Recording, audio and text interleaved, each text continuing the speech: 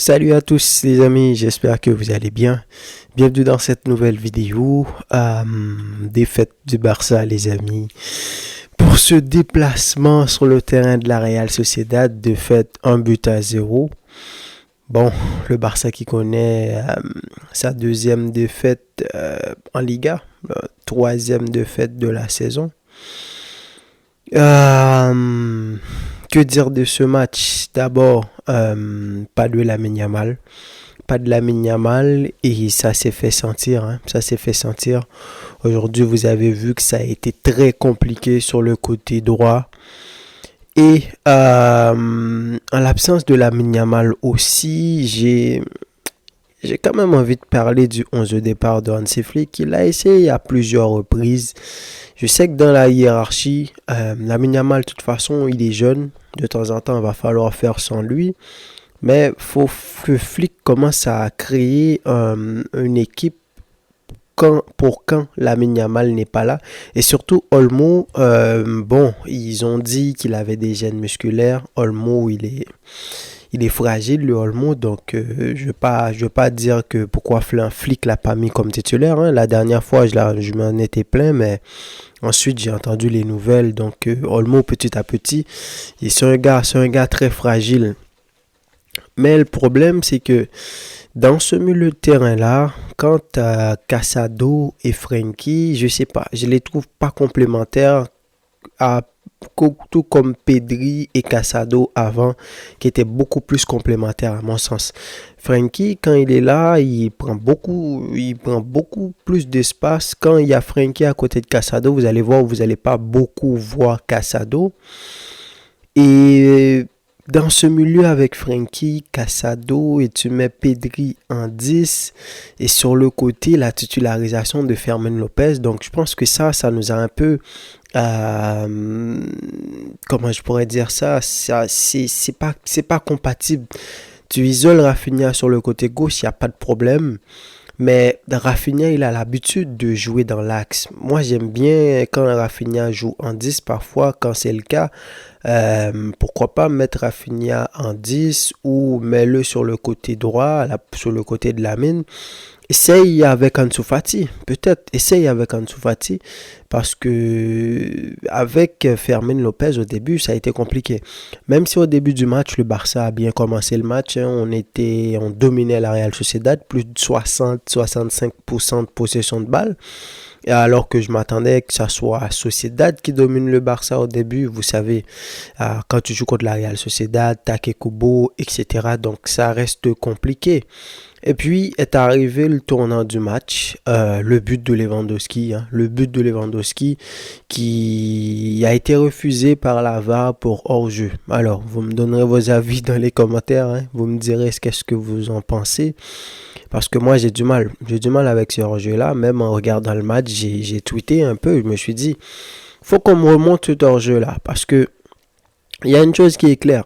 Même si dans les premières images qu'on pouvait te montrer, il ne faut pas les prendre pour argent comptant. C'est-à-dire, ça se peut que tu vois que Lewandowski est en arrière, mais pourtant, quand tu vas vraiment prendre le bon angle sur la bonne caméra, ça peut te montrer que Lewandowski, il est hors jeu. Mais le petit détail dans toutes les images, c'est que le pied du défenseur, il est devant. Il est tout en avant du pied de Lewandowski.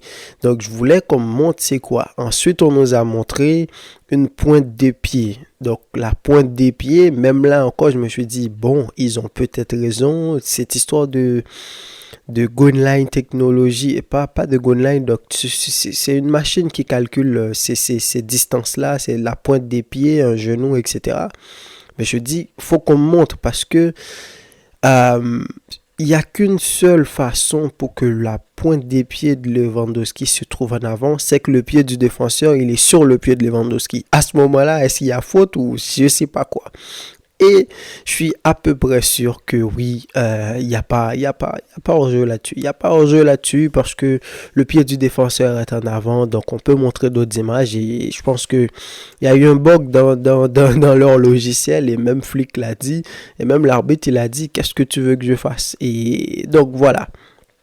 Mais je me suis dit, c'est pas pour ça que le Barça a perdu le match, même si On sait jamais. À 1-0, l'équipe est en confiance. Peut-être que le Barça peut commencer à dérouler. Et surtout, depuis la petite blessure de Frenkie, il a été touché sur une intervention. Et là, on l'a plus revu. Et à ce moment-là, c'est la Real Sociedad qui a commencé à pousser le Barça et tout. La Real Sociedad, ils sont venus dans un système très intéressant. Un 4-1-4-1. Ça a vraiment posé beaucoup de problèmes au Barça. D'ailleurs, ils ont fait un pressing très haut. Et rajouté à cela, tu as les joueurs du Barça qui n'étaient pas vraiment dans un bon match. Hein. Koubarsi qui a joué avec son masque là. Mais Koubarsi, aujourd'hui, il n'a pas été très bon. Koundé n'a pas joué un très bon match. D'ailleurs, sur le but, là, c'est lui qui n'a pas vu le gars, Becker. Il ne l'a pas vu partir dans son dos parce qu'à la base, il voulait jouer le hors-jeu sur Oyarzabal. Et le gars, lui, il a suivi l'action, il est parti dans le dos de Koundé pour aller marquer. Et quand tu vois la Real Sociedad qui marque ce genre de but-là, c'est vraiment, le gars, il a classé le ballon au ras du poteau rentrant. Alors que vous avez vu l'action d'Oyarzabal, l'action d'Oyarzabal, moi, c'est à ce genre d'action-là, je suis habitué avec la Real Sociedad. Il te domine, il te domine, il te domine. Au final, ils mettent 4 ballons sur le poteau, 3 ballons dehors. Et au final, toi, tu arrives à marquer un but. Au pire des cas, tu fais un match nul. C'est à ça que je suis habitué avec la Real Sociedad. Mais non, ils ont réussi à marquer leur but. Et puis, donc c'est ça, hein. Ensuite, Frenkie est sorti, Dani Olmo est rentré, il a essayé quelques petits trucs. Puis quand c'est Olmo qui est là, on voit vraiment la différence. Mais les gars de la Real Sociedad, ils ont été disciplinés pendant tout le match. Ils ont même eu beaucoup plus d'intensité. J'ai trouvé le Barça en manque de rythme aujourd'hui. Ils ont empêché Rafinha d'être beaucoup à l'aise dans l'axe, même si parfois il y a des petites passes qui auraient dû être faites. Hein. Ils les ont pas fait. Il y a 2-3 ballons où Rafinha aurait dû recevoir la passe. Pedri qui essaye des actions. Quand tu as Fermin et Pedri qui courent sur les ailes, ça reste compliqué. Hein. Ça reste compliqué. Tu as besoin d'un vrai ailier sur ce côté-là. Donc, c'est pour ça que je parle de la formation d'Hansi Flick. Oui, il y a des joueurs qui ne sont pas là. Tu es obligé de faire sans eux. Mais trouve quelque chose. Pourquoi pas, je sais pas, peut-être mettre Pedri sur le côté gauche de temps en temps et joue à gauche si tu veux vraiment jouer avec Casado et Frenkie, ou pourquoi pas de laisser la chance à Ansu Fati ou Paul Victor. Faites-nous quelque chose parce que c'est Fermin sur le côté, c'est pas un bon plan. Fermin est beaucoup plus être dans l'axe, même si c'est pas Pedri, c'est pas Olmo, il fait beaucoup de mouvements, mais en tout cas, parce qu'à un moment donné, on le voyait à gauche, à droite, il permutait avec Rafinha, l'un marchait sur l'autre. Donc voilà, la Real Sociedad, ils ont joué un très bon match aujourd'hui. Hein. Ils ont été solides et ils ont même attaqué le Barça. Le Barça aurait pu encaisser quelques buts. Le seul gars pour moi aujourd'hui qui a été supérieur dans toute l'équipe, ça a été Inigo Martinez. Hein. Inigo Martinez, malgré que les supporters, vous savez, quand tu es un ancien joueur de l'équipe, tu vas te faire huer dans le stade, même s'il y avait du bruit contre lui, mais il a joué un top match, il a sauvé plusieurs ballons, beaucoup d'autorité défensivement, mais à l'inverse, un Pau Koubarsi, c'était pas un bon match aujourd'hui. Koundé, c'était compliqué et au fur et à mesure que ça avançait, tu n'arrivais pas à marquer. Évidemment que tu pouvais encaisser et tu pouvais encaisser des buts. Donc voilà, c'est pas. Est-ce que c'est un si mauvais match que ça? Je ne pense pas. On voit des automatismes qui n'ont pas été là. Le Barça qui part très vite en transition, là, on l'a pas vraiment trouvé.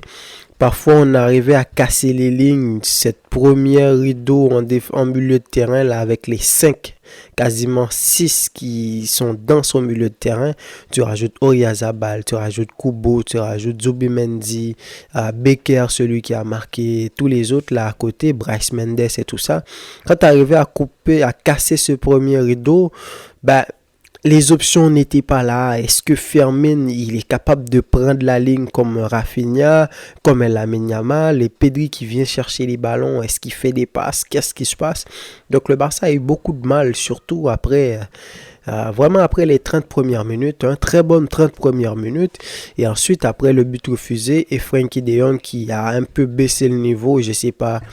Il faudra, comme dit, on va nous donner des infos. Est-ce qu'il va aller jouer avec sa sélection? Ou du moins s'il a eu peur. Sûrement il a eu peur. Donc d'ailleurs, on l'a enlevé à la mi-temps. Donc, mais victoire méritée. Victoire méritée pour la Real Sociedad. Ils ont été disciplinés. Un système qui a bien fonctionné. Ils ont exploité les brèches qu'ils pouvaient exploiter dans le dos de la défense du Barça.